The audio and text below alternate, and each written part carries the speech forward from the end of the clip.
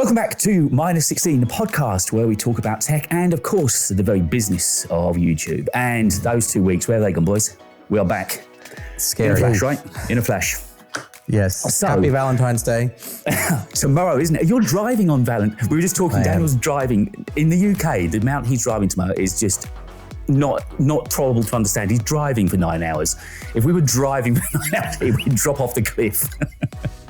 No, I'm still in Australia. That is a long drive. I guess talking about love, we've got to say thank you to all the viewers.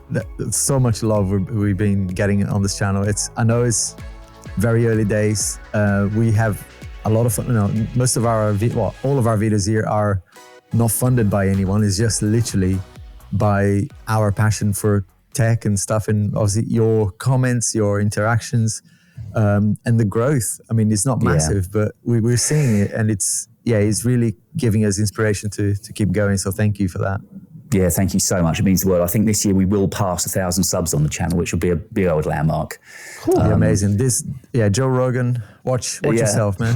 Do you know, I know this is more like the business side we're going to get into later on, but I was listening to a podcast talking about podcasts, and actually we're performing pretty well because there's that point something of percent that gets the 1 million downloads. Then there's the ones that get 3,000-4,000 are only about 1-2% globally. And we're up there video-wise, but the audios, because generally we're getting about 200 downloads per episode. And again, that puts us in the top 3-5% international download, because podcasts are a totally different beast to what we do.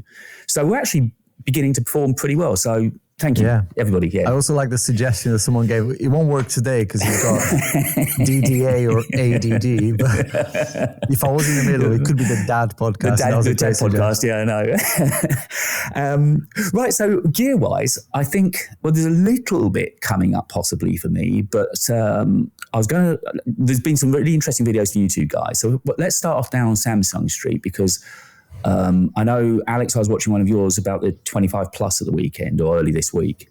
And you seem to, love it. I mean, obviously very much this is with you as well, Daniel, but I mean, the big differences between that and the Ultra clearly are price-wise, but feature-wise, they look, most people would be very happy with the Plus, would they? Yeah. I mean, obviously you don't get the pen, you don't get the amazing display. And I personally miss the 5X lens that you get on the Ultra. Apart from that, all the AI features are there, and it's a lovely display as well, even though it's not the most, the anti-reflective stuff is not there. I just love the sign. And I was talking to someone in person when I was testing this out, and they said that they like it because as an iPhone user, this was the path of least resistance, because it just feels, whether Samsung intended to do this or not, it feels like an iPhone. I love it.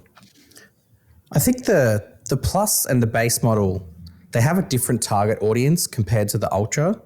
Like the Ultra it makes up most of, like 50%, I think, of all S series sales, whether that be last year. Yeah, it's pretty heavy. The flagship is leaned, especially in the first like 3 to 6 months of launch. It's pretty much Ultra, because it's usually when the loyalists, the Samsung fanatics, come and upgrade to it. And then you start to see the base of the Plus models increase and taper up a little bit sort of in the end of the life cycle or towards the back end of it. But they're different audiences. And I think you can see that Samsung know that, because the base and the Plus this year were, what's the upgrades? Like it's the chip basically compared to the S24 anyway. It's the 8 Elite for Galaxy. Outside of that, it's slightly lighter, slightly thinner, but they're the same phones. But that's because the people that buy these phones, they're not looking at a spec sheet. They're not reading that it's got the same 50 megapixel camera as 2 years ago. They're just going, my contract's up. What's the latest Samsung that's similar to mine? Great, I'll upgrade. Done. You mean they're not fussed about how big the milliamp hour battery is inside? You're really not stressing about that? Not even close. And I think the base and the Plus kind of represent just the everyday Samsung user who just is happy to have the brand, isn't bothered by what's inside it, and just wants the latest one, that it's a reasonable price. And that's what they get. Whereas the Ultra is sort of pivots away from that a little bit. And it's the same Snapdragon throughout the range, isn't it, this year? Is that right? I was going to mention that because last year, And it was actually a decent phone. And in a very specific scenario where I was struggling with the S24 Ultra, the S24 Plus actually did better. And that was a kind of an exposure thing just on the main camera. The Plus last year with the Exynos chip in Europe did a better job of that scenario. But yeah, I had really good response as well from my audience. So this year, I didn't buy it, by the way. Samsung sent me I have to send it back next week, by the way. But yeah, it's better now. So I think because that Snapdragon chip, whatever they've done here, seems to be amazing. And even though it's a shame Samsung are not actually using, the latest tech in battery, for example, or the latest sensors in cameras, that chip alone seems to be doing a great job, because I know not everyone is getting like full day battery. I am consistently getting full day battery on the Ultra, which for me is enough, right? I mean, if it goes into the next day, I'm like, okay, well, that's fine, because I'm charging my device every night anyway. It's the anxiety I was getting on the S24 Ultra that I can't live with. It was really painful to get to 7 p.m., 8 p.m. Oh yeah, it's better now. Yeah. And that's a chip issue, I take it, because I know you both moaned last year that the 24 wasn't as good as the 23. Yeah, the chip enables what it seems to be the 4 Galaxy part, which I think I've mentioned before. It's got like the vision upscaler for the display, which is allowing the display to draw less power. And there's other elements as well, like the bigger heat sink or the bigger vapor chamber, whatever you want to call it. There's a lot of extra stuff that is kind of contributing to that battery not using as much power. And there was something, because obviously at the moment I'm looking and refreshing all the time, waiting for the iPhone 4 SE to come out, which I think is going to be sort of 500 quidish. And I think would that be the base model Samsung S25 that's up against? Yeah, that'll probably be up against the FE or the A56. Right, okay. Isn't out yet. Oh, even lower than the base. Because I was thinking about comparing that against the base S25. So you're going to get it, are you, Alex? The SE when it comes out? I'm getting the SE, yeah, definitely. I think it'd be good for comparison, but I'm not keeping it for sure. I think on price, $499 US is about probably a little bit below the S24 FE, but it's bang on the A series, the A56. That's the value that Samsung, that's like the comparable. Obviously in performance, the iPhone SE wipes the floor, but that must the other value. Because I know that was the stories I made a short about it, actually saying that Apple were going to pitch it to go up against, and I think Google have got a phone at a similar price as well. So they're obviously pitching in for that lower end users. Again, like we were just saying. I honestly thought it was the regular S25, but yeah, I never reviewed the A series, so maybe that's something to try. What modems does Samsung use? Are they Qualcomm? Yes. In the chip ones, I think in the chips that have Qualcomm in it, but in the other ones, I think they've got Exynos, and the ones that use Exynos. Because that's meant to be the big thing with the SE, that for the first time ever, Apple are going to use their own modem, which is the big story. That. And apparently it's not going to be, they're quite prepared to admit it's not as good as the ones they're currently buying from Qualcomm, but obviously their long-term vision is to bring everything in-house. They've got Apple Silicon, they want to make now their own modems as well. So it's not going to go into a flagship phone yet, but I guess they're kind of almost beta testing something that is already terrible. Okay.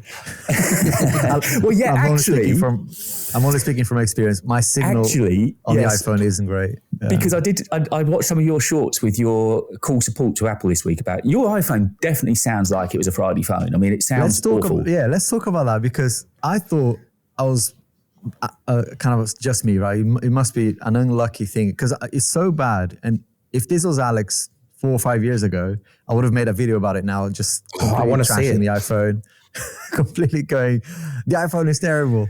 But funnily enough, as I posted that and I started talking to more people, and this happened whilst I was at Samsung's office last time, which, is a bit sus, but it was in my pocket, the iPhone. And I just felt this like, oh my God. Usually when there's something warm in my pocket, it's not because I'm looking at some tech. So, subscribe. Anyway. Yeah, for our PG podcast that's coming out next week. Extremely hot, hotter than usual. And I showed it to people. I was like, I'm not making this up. There was no apps running, the camera wasn't on. I didn't leave anything like playing in the background. It was literally out of nothing. I don't know, maybe Samsung has got some hackers like targeting it. I don't know. But anyway, it happens all the time. The only time I was able to capture it on camera was when it rebooted itself and I was driving. Literally, it was dark. I was in an unfamiliar location. It was actually quite dangerous. I had to stop the car and my son was with me and I was like, pull out your iPhone 13 mini and record this for me. And and we captured it. It was like, it literally just froze on the map. All I had running was the Maps app. And it crashed and then rebooted itself. And it is laggy and it's just slow. Anyway, I opened a support case. First thing they asked me to do, which is fun, right? They always do that. It's like, have you rebooted it? And I worked in IT, and it is the first thing you've got to ask people to do. It's like, restart your iPhone, and then went through the whole thing. You have to reset it, start again, and then I was running 18.2, iOS 18.2. I set updates to 18.3, and it's been 48 hours. I don't have my SIM on it yet. My SIM in it. It's just running in the background here. I'm running WhatsApp and some stuff. It seems fine, but I need to give it maybe a couple of days of actually put my SIM in it and use it properly. But not holding my breath. All the issues you've had. I mean, and again, this isn't me. I'm only speaking as a fan. I've not had any issues with the 16 this year at all. The Pro Max is behaved exactly as I would wish it to be. The battery's kind of okay. Yeah, it could be better, but it's not terrible. And I've certainly not had any issues with getting randomly hot or rebooting So Mark Ellis, I was just chatting to him on WhatsApp an hour ago. Yeah. And he said, have you managed to fix your thing? Because he actually tried turning off Apple Intelligence and he seemed to improve a little bit. But now he's saying it's just back to being trash. So I'm definitely not alone. But yeah, some people may not see. Some people will be absolutely happy with it and fine. So what I'm hearing is turn on the notification bell for Alex's videos because there may be one coming. There'll definitely be one coming. Whether he fixes or not, there will definitely be a review. There's a story there, yeah. I've got to compare it to the S25 Ultra, and I just didn't want to be unfair and just be a cheap let's trash the iPhone for the sake of it. That's kind of the great thing with what we do that I found out to my expense a year or so ago. Even if something bad happens that you waste a whole day trying to sort, there's a story in it, there's a video in it, there's something there. Your eyes are open, think there's content there, and obviously you can turn absolutely that from everything is content. Everything is content, nothing's safe. And of content over the weekend, Daniel's videos always pop up on a Sunday lunchtime for us here in the UK. And your one actually made me stop and just sit and watch it. I grabbed a coffee. You were really impassioned. I think the video is called something along the lines of "If This Was Apple." Yes, I love that video. Yeah, so much passion in it. And I was sitting there watching it, and I was hearing very much what you were saying. I was looking forward to having a chat with you about it because that over on Apple Land, we get a lot of heat every year. It's the same phone, nothing's changed. So we've been taking that flag. I think the first point I was going to start with you, and I don't know if it's a fair point or not, is it that Apple was the first? They kind of made the smart moment. After the BlackBerry thing died, Apple were the first to get their foot in the door, and everybody has followed on. And yes, caught up. I'm not saying there's nothing between the top three now. That's a given. But is it just that kudos? Apple have managed to, with very clever marketing, create this brand that we want to ascend to. And is that part of it, that the others aren't ever going to quite have that kudos?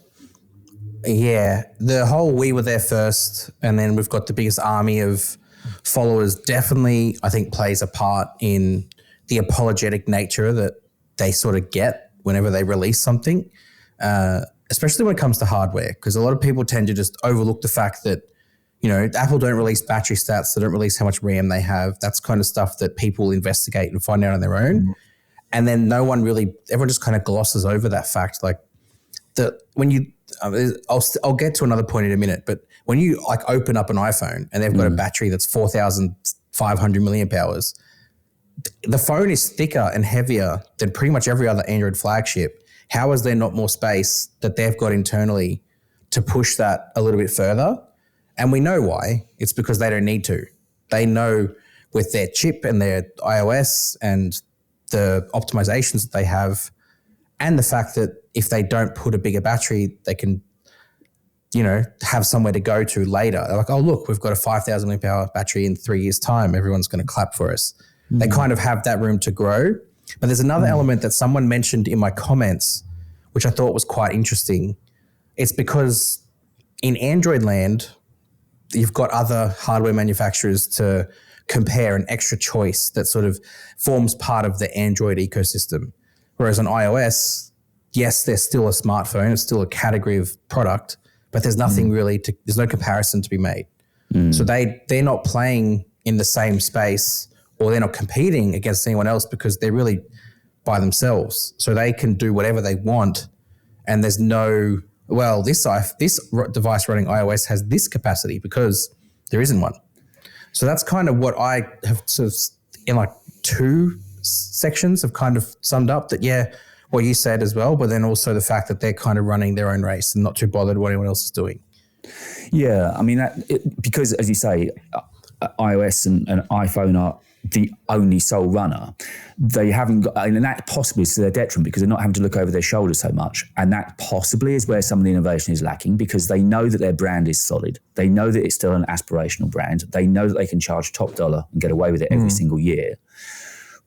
Whether within the... sorry to cut you off there. No. But I just think I think there's a third element as well of Daniel touched on a little bit on there on, the army of people who are, channels that are, mostly positive about Apple and fair play, right? I mean, there's a lot of business sense if you're an Apple focused channel to just, be loyal and kind of embrace. And some people are truly passionate about the products, whether they're bad or not.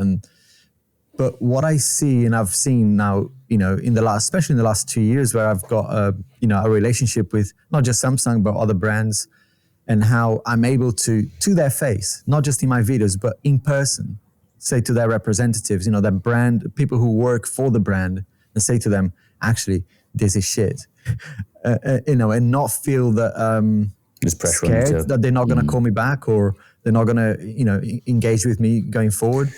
I think that's a key difference in terms of Apple and others. I feel that, and I've seen other creators, obviously Apple haven't contacted me, I'd say yet, because, one day they might have to, but they haven't engaged with me because they know that I've been so vocal about, especially when there's a negative point. I said it in my video, that's pretty much that point, that it's easier to criticize Samsung in a review and on YouTube and in journalist articles. They're open to it. Than it is to criticize iPhones. I think the biggest point I saw with this is the Verge put out, like, you see their iPhone 16 Pro review headline versus the S25 Ultra review headline. And one of them is praising like hardware refined and talking about how polished everything is. The other one is calling Samsung boring and lazy. And like that difference for me is exactly why I made the video, because that is what gets pushed out whenever Apple do something just like a camera button, and Samsung drastically reduced the weight, changed the shape of the phone, and it's the same. It's an S24 Ultra. I'm like, that just didn't sit right for a bit. No, I mean, first of all, it's odd that the Verge of all people, because I respect them as journalists and they're factually generally very good. So for them to get on that, as well, we've got to. I've got to say, I love the guy, but. Yeah. It's so obvious now. It's ridiculous. Well, I was just we'll get to him in just a moment. But finishing up with The Verge, for them to turn around and say that Samsung's being unimaginative and not, that seems just blatantly wrong. Yes, some of the changes this year are minor, but we all know that these things are kind of getting to their zenith now. There's a limit to how much more we can genuinely expect, certainly year on year. And so if for them to turn around and say, well, the iPhone is far more innovative than Samsung, that just seems plainly factually incorrect. But I think it goes back to the whole Samsung get measured against other Androids. iPhones don't get measured against anything. So like Samsung's got to get measured against OnePlus, against Vivo. And yes, hands down, they are pushing out hardware that is probably the future of what the phone industry will have. Like the silicon carbon battery. OnePlus, actually. Yeah. Like that's going to happen. But I think they are pushing it out. They're doing what Samsung used to do, which is pushing it out as early as possible, but at the sacrifice of the experience, maybe of the software or the cameras or the ecosystem. Whereas Samsung have kind of pivoted their approach to focus on consumer experience a little bit more. That's what came when you were in the States. It very much came back that's what they were doing. They got you guys out there very much, and when you were in London as well, Alex. But it was very much right. We want to hear your feedback. What's the real world like? What's the usage like? Well, I don't think they are that forthcoming for me. But the watch, for example, is a good example, right? I actually bought the watch myself, and I sent it back after a few weeks because I saw no difference, and I didn't even do a video because I was like, "There's no difference in my." Experience with the Apple Watch Ultra, and which I didn't warrant a review either. After I think the first one I did, not the latest ones, because it's like, it doesn't work for me on a day-to-day because the Garmin exists, and that and I prioritize battery over everything, all the smartwatch features. But I did say to Samsung that was my experience, even though they didn't ask for it. And a few weeks ago, they said, "Look, we released an update, and we think you're going to like it. Would you like to try it again?" The update's been great for me. Okay. I don't think any other brand would do that. To come back to me, first of all, they remembered that I complained about it. I didn't even make a review about the thing. And they said, all right, give it another go and let us know. And, it's better. I can actually go almost 2 days now, whereas before it was like a day and a half. So when I'm really active, and I use it for sleep tracking, it does last longer now. So fair play. I think that there's that element as well. That sometimes they don't ask, but if you mention it and if you say and if you're serious about it, and they probably know deep down what the actual issues are because they're testing it themselves. So I think they are more open to honest feedback, and of course they're probably more open to positive reviews because ultimately selling their products, but. I like the fact that I can go to their faces and say, this isn't quite there yet, or I'm personally not happy with this. David, I'm interested to hear what you like. If this came out as an iPhone, what would your thoughts be towards the hardware? I've watched a load of videos on it. Hard question. Yeah, it is. But equally, I've made a big point of saying on my channels and on here as well that I'm not here to bash. I had a big experience with Google and I loved it. It was I had a fun time, and it was probably more of a business decision. And the Nothing phone as well, right? You tried? Yeah, I was I had the Nothing, and but particularly the Google, I guess because the Pixel Pro was another flagship. It was, I really enjoyed it. And I've never used a Samsung, and I kind of regret that because I was so for a long time. I think they look really freaking fantastic. They look beautiful phone. If that come out, with that camera layout, the thickness of it, the squared edges, the anti-reflective glass sounds like it's kind of leading the way. Amazing. So it clearly features. I mean, okay, then the new audio features, we've got that, and the log thing. But that, again, that's not scoring points. It's just they happen to go the log route because they know that the iPhone for a long time has been the stay of videography. It was a no-brainer. That was a sensible thing for them to do. But I dare say Samsung's is now equally as good. Okay, so Apple happened to have it a year or so earlier. You had plenty of other features earlier. So I would love to get my hands on a Samsung and use it. I really would. It looks a lovely device. Okay, I'm not very fluent in Android. It would take me a while to get used to the UI, but I'm sure I'd get my head around it fairly quickly. But I think they look a really premium device. I mean, where Apple's been clever again is with their retail. They've got these beautiful retail stores that, again, look very aspirational. You go in and everything's kind of just perfect. It's this sea of beautiful, isn't it? And it makes their products look desirable. Whether you actually want something, you generally come out with something because it just looks so good. So and they built something that it's gonna take generations to change, which is that stickiness to their ecosystem, right? Whether we like it or not. I think it was on Twitter, someone commented on my video because I said I can't believe people are still buying the iPhone just because of the iMessage. iMessage, I saw that tweet. Yeah, I was like, that can't be true, but it is. Some people are saying to communicate with my family and friends, I don't want to be the one with the green bubble, Particularly in the States, apparently. Is WhatsApp big in Australia? Yeah, WhatsApp's quite big here. Like I'm coaching my son's under-8s team, and we've got a WhatsApp chat for all the parents. Apparently in the States, WhatsApp just doesn't exist. And so that's why Yeah, it's weird, and that's why so many. Because I think the statistics are huge. I think it does. Yeah, I think it does. But it's iMessage. It's not a go-to. Is iMessage? Yeah, yeah. It's got that. It's so rooted into the. And they get them young, 10, 11, 12. They get their first iPhone with iMessage. They got their iCloud account. They got all their photos in the iCloud, and suddenly they're locked in, and they've got iMessage. And there's so much that Apple are doing. If you watch Apple TV, right, every program like Ted Lasso is a good example. Very popular across all ages, and every single scene has some sort of Apple computer, tablet, iPhone. There's a lot of subliminal, bombarding of marketing. Very clever. So it's going to take a long time to change that. And even though we can now use RCS and all that, it's still, I was going to say there's been a slight loosening of the grip on the ecosystem from Apple. Like you mentioned, Apple TV. TV now on Android. Probably yesterday, right? They actually used good Android products as the face of it. Like I think it was a Tab S9 and a Google Pixel 9 Pro, as opposed to their normal hideous notched and bezeled phone that they did for FaceTime. But I think it's because they actually want Android people to subscribe to it. That's why need to expand their user base. Because they put Apple Music on PC, haven't they? And also we can send out FaceTime links now to Android users. So as you said, I think they're doing just enough to see if they can't tempt some Android users. Actually, this is I'd like to have a look at it, and just wheel them in slowly. That can be the only reason, can't it? For me, it's AirDrop. AirDrop is more important than iMessage, but that is also becoming less and less of an issue now. I mean, yeah, it really depends where I am. If I'm in a location with low internet, I do miss AirDrop. But if I'm here in the studio, then I can, it's not great, but I can just use Google Photos to upload my stuff and download it, into Mac, because I still use a Mac for creative work. I cannot live without a Mac. If that changes, then I'd absolutely do it. But you brought up Marques. We've got to be careful between Marquez and Marques. They sound way too similar here. But MKBHD, let's put a line in the sand. So I got in touch with you guys on the group and said, have you watched his video? And I know, Alex, I think you came back and said, no, I want to stay dry from that. And no, I watched it. I feel like I have, though, because a lot of people reference it in my comments.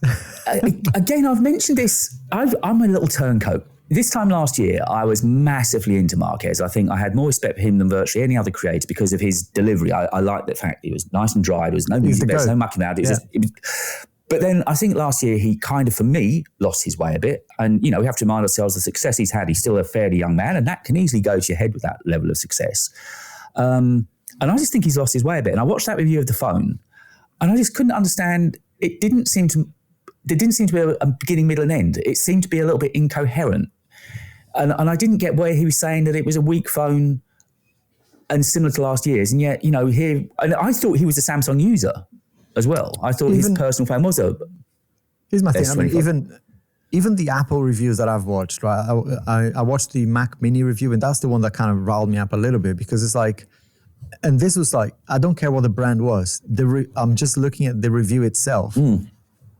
If I'm trying to buy that product, I don't want to know if it's pretty, if it's cute, if it's like, if it's small or whatever, or it's cheap. I know that. I can see that on the website. I want to see what you actually think of it. Have you used, and that's credit to him, right? He got to a point where it doesn't matter if he uses the product or not. He can say something and that's it.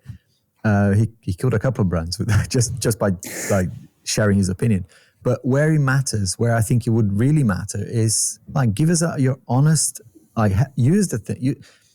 I bet, I haven't watched the video, but I bet if I watch the video, I can probably see signs of lack of actual use of the S25 Ultra, because it smacks of it. Yeah. If you use the phone, even I, who's I'm trying not to be biased when I'm doing these reviews, but it's really, it reminded me of when I reviewed the S21 Ultra after years of not experiencing a Samsung. And I have used all the Samsung since then, right? It still felt like an amazing device. So I'm guessing he's used it in his studio, probably, in a couple of, like in the vicinity, like nearby. I don't think he's actually used it enough, because I don't know. I'm based on my experience, it's hard to fault it. I mean, it could be better, sure, but so could the iPhone, right? When you're in the States, Daniel, he was there, wasn't he, for instance? We're not dunking on him. I turned to the right and he was getting a photo with someone in the unpacked stage floor. And then I went to tell Danny, "Oh, look, there's Marquez." And then I turned back around, he was gone. I think he apparently doesn't like this, like being in the spotlight a lot. But I'm just going back to, because he would have reviewed the S25 Ultra at the start of last year and called it "Why Buy Anything Else?" That was the title of his review. And then this year he says, these thumbnails has a big Ultra with the letter Ultra crossed out. And I think the phone is better than the S24 Ultra last year. So I don't know where that narrative has already shifted. Yeah. Because like Alex said, the phone of the year as well, right? That was his phone of the year last year. And this is better. Like this is better in every metric you can think of. Better performing chip.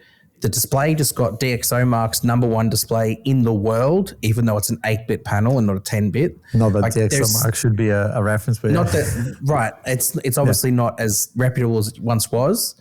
But I mean, I just have to look at the display to know that. Yeah, exactly. Yeah. But I think why? I think it's because it's kind of been popular to dunk on this phone in the first few weeks. And like if he leads that charge, maybe then that kind of influences other people. Yeah, and then he could change his mind later once you use the phone for more than 5 minutes. A release tends to get a vibe on it, doesn't it? And if the first vibe is cold, everyone just suddenly shits on it. And it's hard to stop that flow then. Whereas if the first couple of reviews come out and everyone's like, yeah, you know what, this.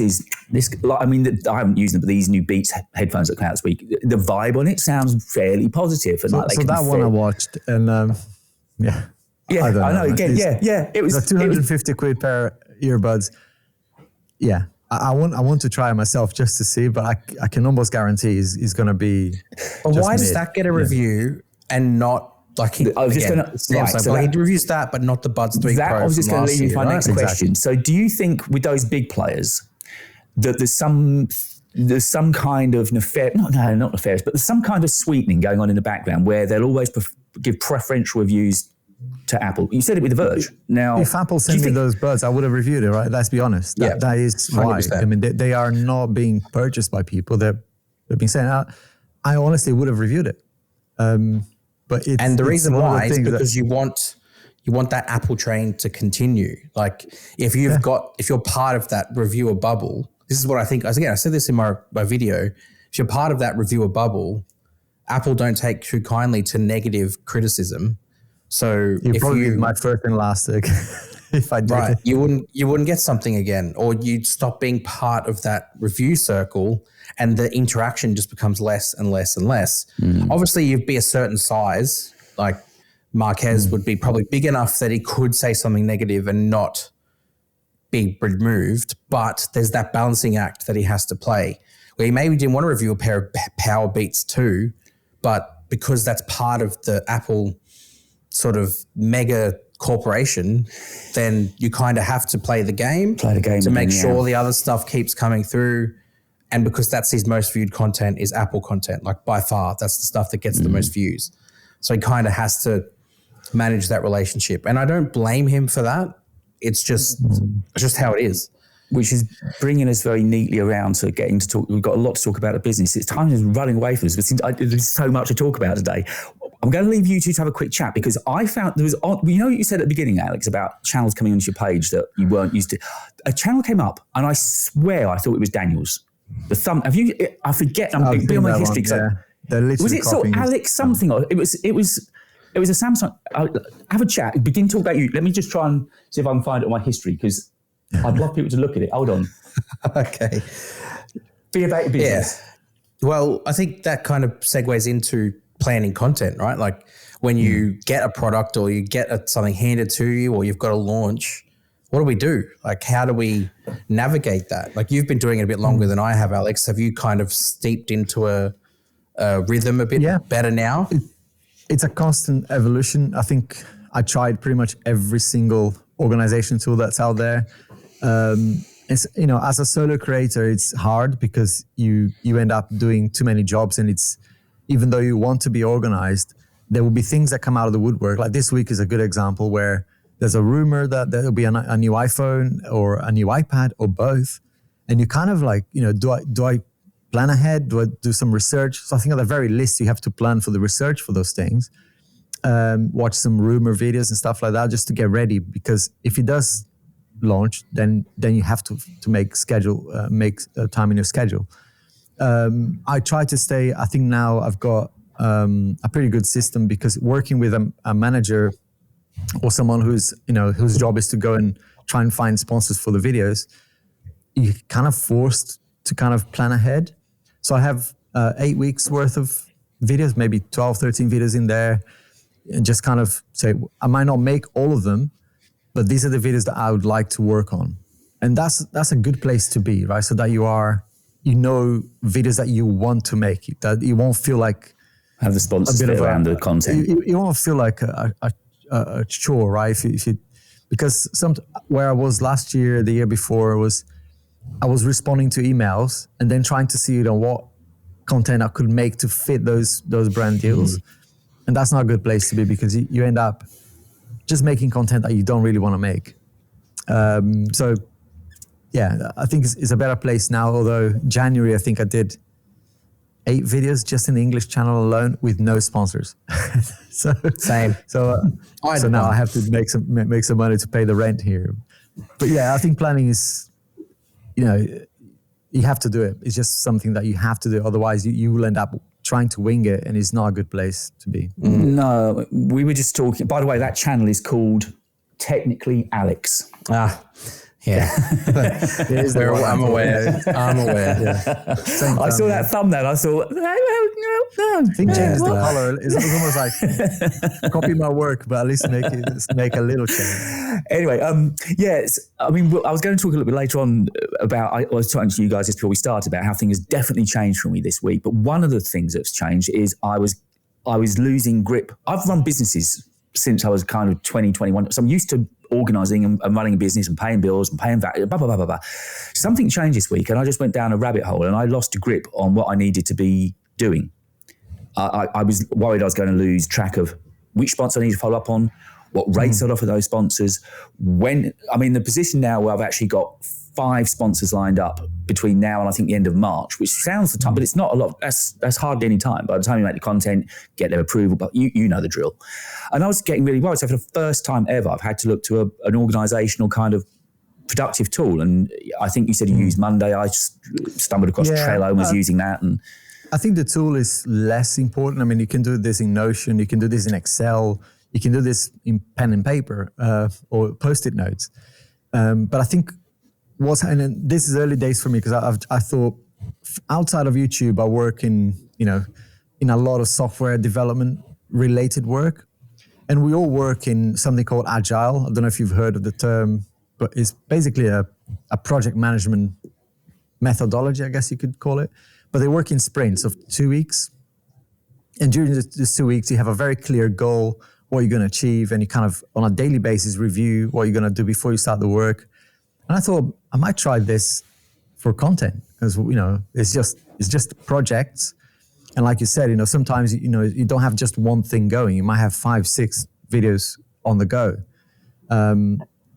So I think it will help, just because if nothing else, right, at least it gives you a visibility of what you need to work on and maybe what you need to drop as well, and then communicate with people and say, hey, that video is going to be late, or something else popped up. You got to have some way of controlling it. So I'm going to maybe give me a 2 or 3 sprints of that 6 weeks, see how I'm going then. But I thought I'd start that, because it's just a better way of just managing, especially when you start doing like multiple. Because when I was doing just 1 or 2 devices, it's kind of easier.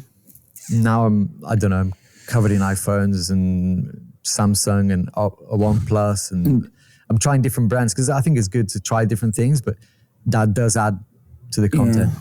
And Daniel, I mean, how do you arrange it and keep your head reasonable? Because obviously you've got Sam Mobile as well, haven't you? Now, I don't know how those lines blur for you between doubling up or not making the same content for both channels. I'm assuming it's a slightly different viewer base, but they got to trip over. There is a slightly different viewer base. I have noticed a couple of comments here or there that cross over, like, oh, this guy works for Sam Mobile, you can't trust him. I'm like, You do realize Sam Mobile is not Samsung. Anyway, that's neither here nor there.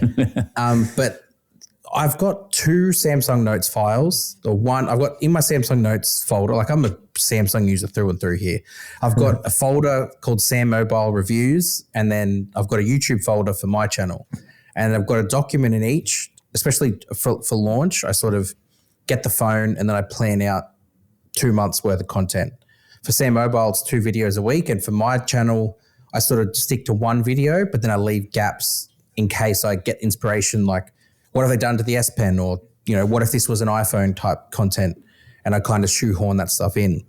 But it's very distinctly different. Like the Sam Mobile one is a bit more sit down, chat, relaxed, whereas my content's a bit more stand and deliver. So I try and keep it different. There is some crossover with some of the videos that might be similar. Like I did a full S24 Ultra to S25 Ultra comparison on my channel, and then I did just the camera comparison on Sam Mobile. So they're still compared, but they're like different bits of content. But it's, as far as sponsors go, I'm a mess. I have nothing to manage keep a track of that, because I don't get enough requests, and when I do, I don't hear back from them. Like lots of companies I email my rates to, and then I don't hear from them ever again. And then for the ones that I do get back, I've got a very select few, and I have a video ready, or I kind of plan a video and go from there. I had been using a spreadsheet, just keeping all contact names and who I've been dealing with and basic information like that. But then it just got to this tipping. I don't know why it was this week, but I just felt I was losing it. I think for the first time ever, it's because I've got a few backed up. And I had a meeting with one this week. It was a really complicated meeting about the content I've got to make this weekend for them.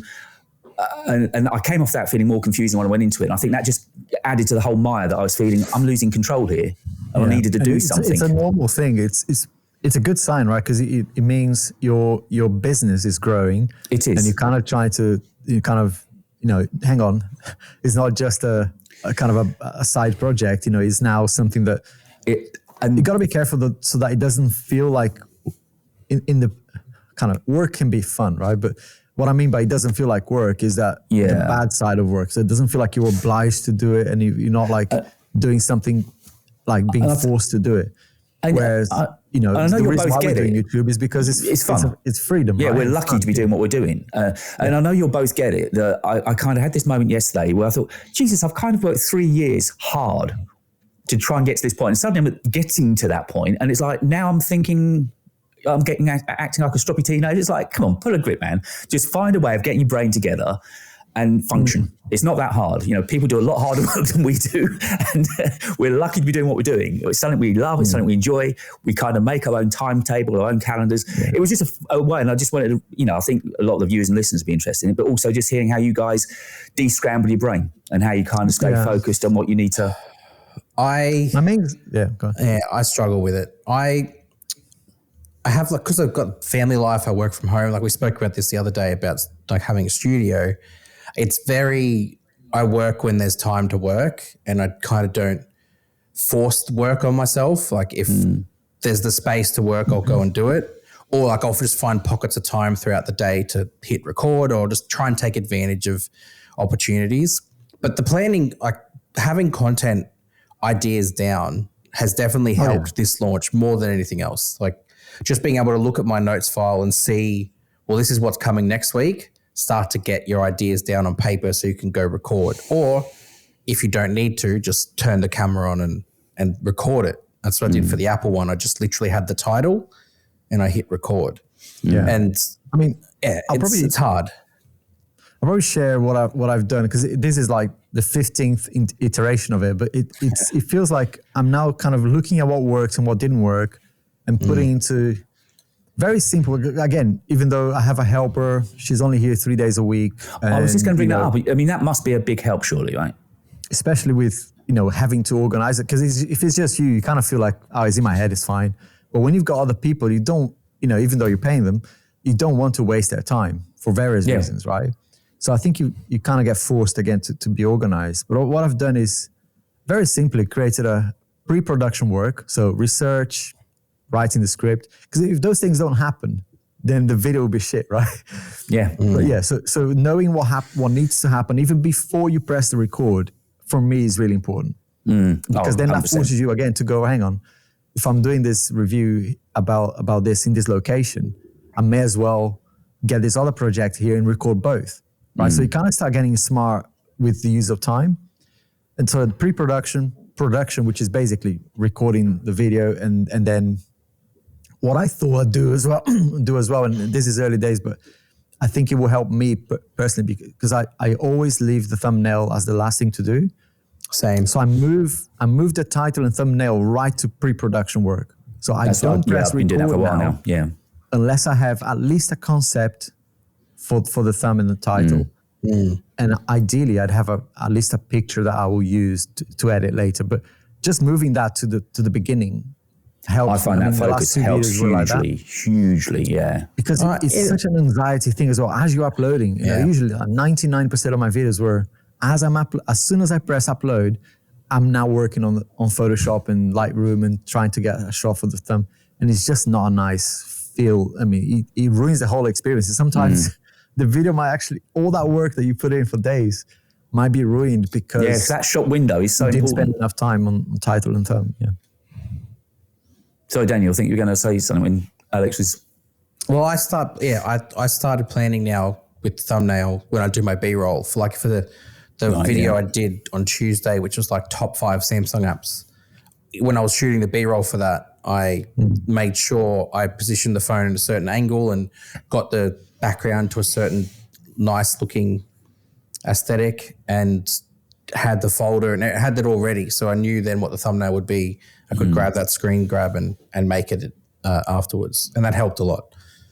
Yeah, I find it's worked for me without a doubt, that organisation. I think of just focusing what the actual video is going to be. If you've got that title and thumbnail locked in, it just seems to make the focus on that week's work, I don't know, a little bit more razor sharp. Yeah, it's so easy to fall into a place where, I mean, and that happened to me in December where I didn't post for a week in Brazil. And then that week became 2 weeks. And those 2 weeks became 3 weeks. And you end up in this place where, hang on, nothing happened, right? So it's like, it's fine. But it's not fine. No. So I think he went 2 months without a video in Brazil. And now I'm just trying to plan ahead so that there's at least something in there every other week at least. Because he casually says at 95,000 subs. I know. Just really, yeah. But if you don't, double hundreds going over there. Yeah, it does. But it does get to a point where it becomes normal to be late or normal to not do it, and it just is a vicious cycle. So I think it's at least putting something on paper and seeing a list of things that you need to do helps you with, hang on, gotta push it. My challenge is, how do I drop the quality, which is honestly what I have to do sometimes to just be consistent. Because yesterday, not trying to get a tiny violin here, but I was up until 3 a.m. working on a video that I know will not perform. But I want the video, whatever it is out there with my face on it, I want it to look half decent. And it's just, maybe that's the wrong approach, or maybe it's to be more consistent. You have to be less worried about the cosmetics. It's funny you say that. Samuel Nam, friend of the show, he messaged me this morning saying, wow, you're putting out so much content.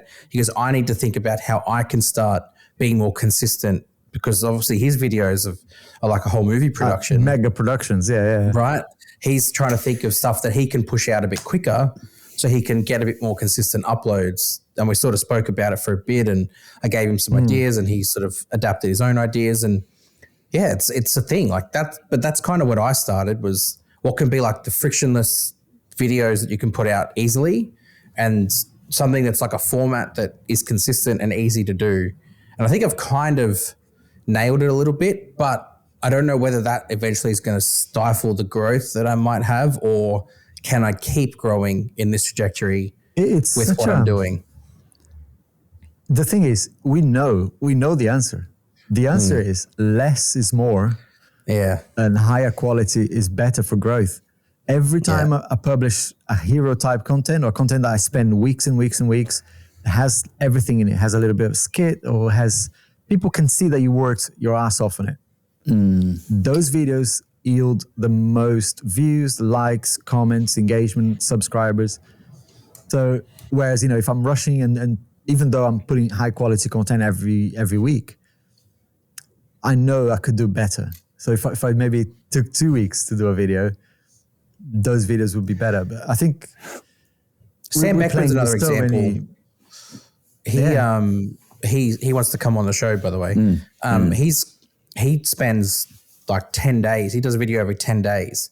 But even he was talking about, how can I adapt to maybe do every 7 days to try. But his stuff as well, like he's got a whole, you should see his studio. Oh my God, it's like a dream factory. His videos are incredible. Yeah, his videos are incredible, and he does it all himself. He's a one-man team for most of his stuff. But like he was even saying when we were at Unpack together that he's thinking about like how can he adapt to try and sort of shorten his timeline and get some more 4 videos a month instead of 3.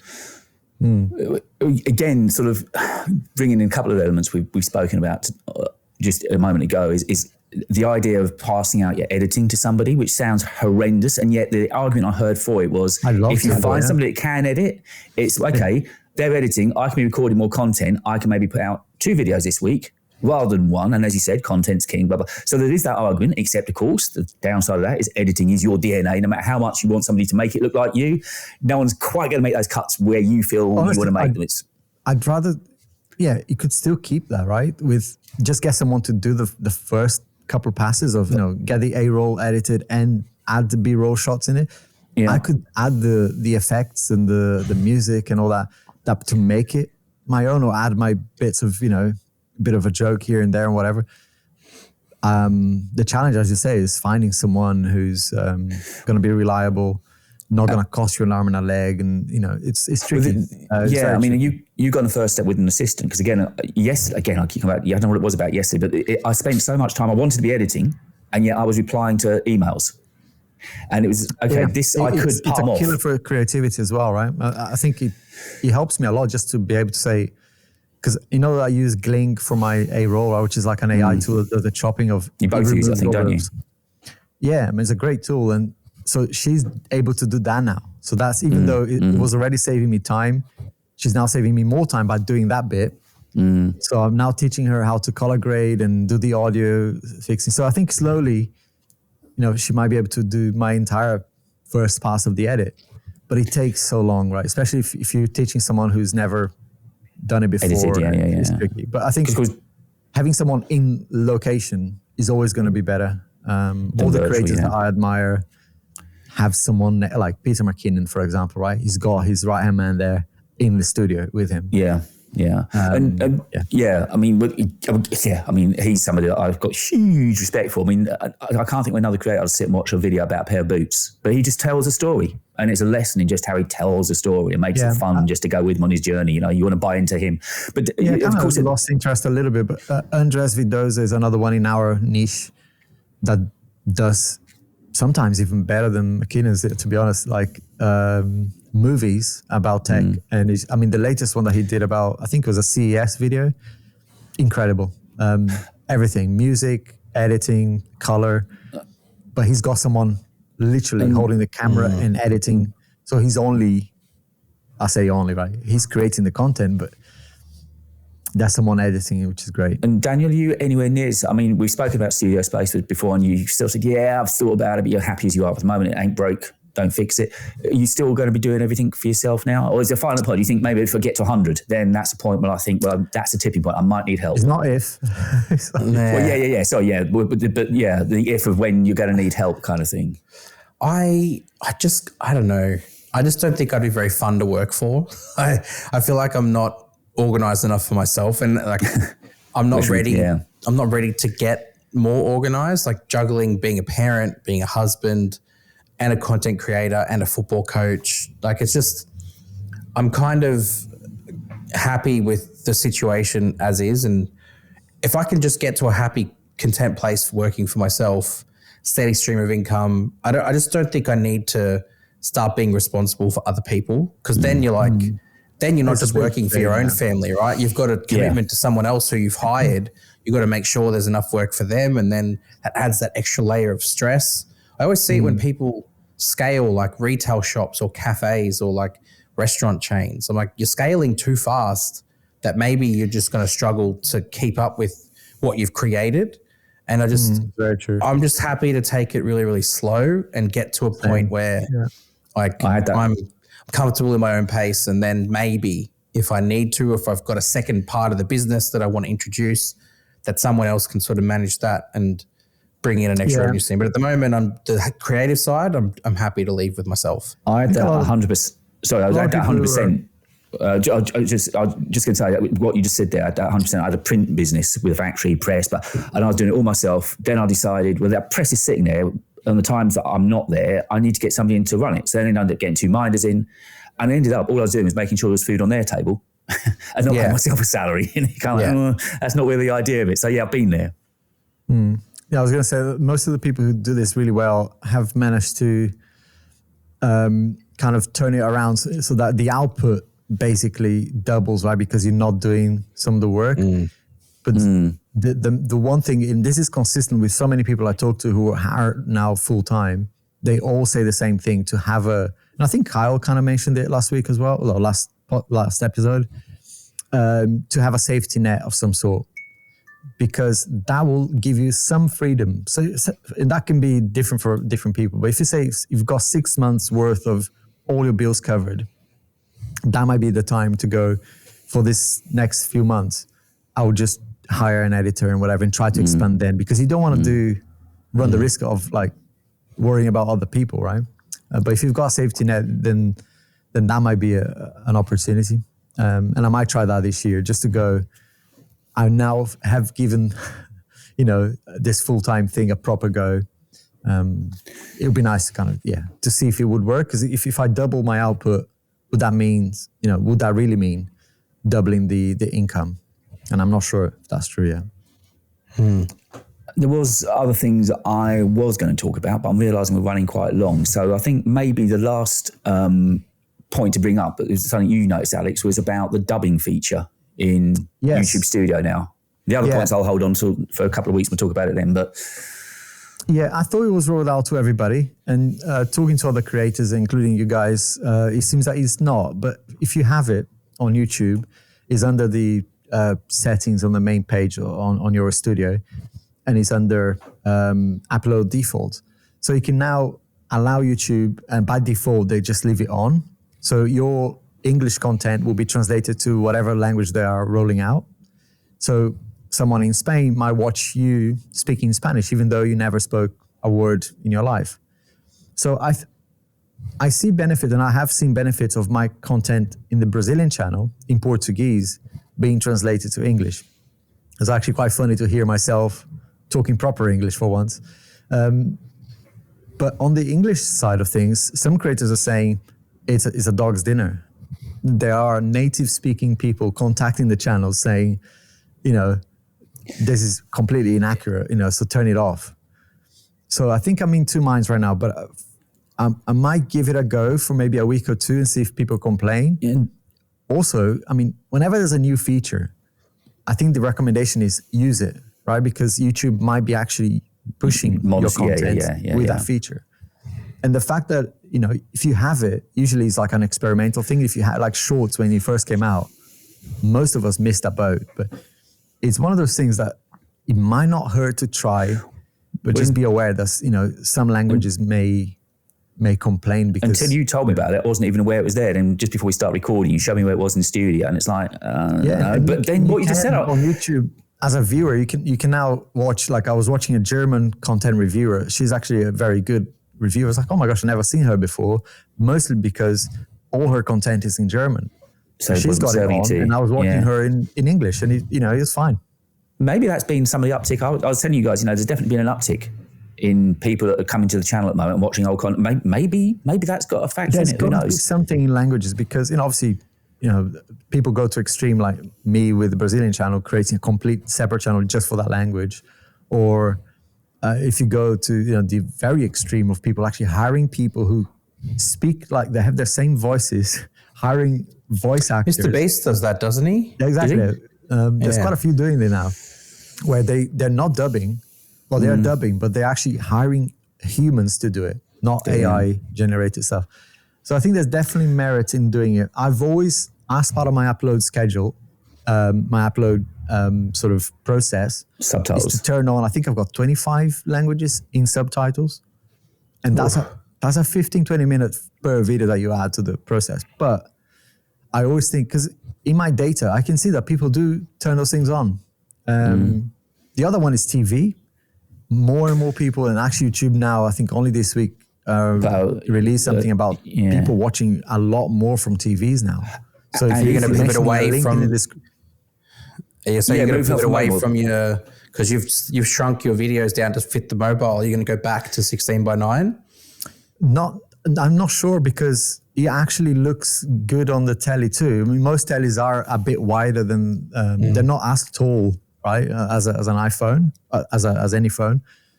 But YouTube seems to be behind on that, because they want us to do almost like 4:3 or 16:9, and it's like, and interestingly, most mobile phones are so much taller, like 21:9 now. You know, it's playing into our hand here on the podcast is, of course, most of the people that watch stuff on television are watching long form.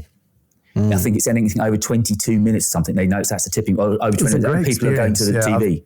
I've been very conscious of this for a while now. Yeah, because in the data, it's like almost 20% of my views are from telly.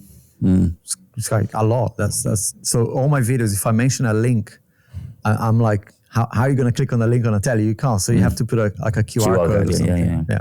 You can send the link to the phone.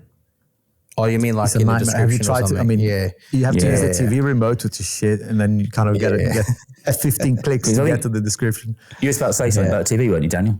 I was going to say, my wife and I watched the video today, 56-minute YouTube video on the TV. There you go, long form again. Yeah. I watched you, Daniel, on your Sam Mobile thing on the TV. I was like, that feels weird, because you tried a different angle. I think it was a sitting down angle or something. It's this one I'm doing right now, actually, but the camera's a bit further back. But yes, with the TV. Yeah, I was really, on a big telly, it does give you it does, I don't know, it came across more inviting and cozy. I don't know what it was. It was nice. Yeah, I do that for Sam Mobile. I sit down and stand up for mine. Anyway. Well, that time has absolutely flown. Honestly, in fact, we've got things. We are definitely going for Joe Rogan on his 3-hour podcast. And again, I know Alex said it at the top, but everyone that's joining on and getting involved and talking and commenting and subscribing, of course, it really does help us out. So we've got lots still to talk about. So we're definitely back in a couple of weeks' time. I know we've both all been talking about guests coming on as well, and I'll just mention something you guys will be finished next week. And I've got somebody almost ready. I'll mention you in just a minute. Fantastic, guys. Thank you so much, everybody, for watching, viewing. And if you're listening on Apple, we're supposed to say this as well. If you're listening on Apple Podcasts, leave us a review. Apparently helps us as well with our finds and getting up the rankings and so on. And we should be ranked. Come on. This is gold dust, what we get out here. So it's about time. So we'll be back in 2 weeks' time, guys. Thanks as ever. Thank you all. See you guys.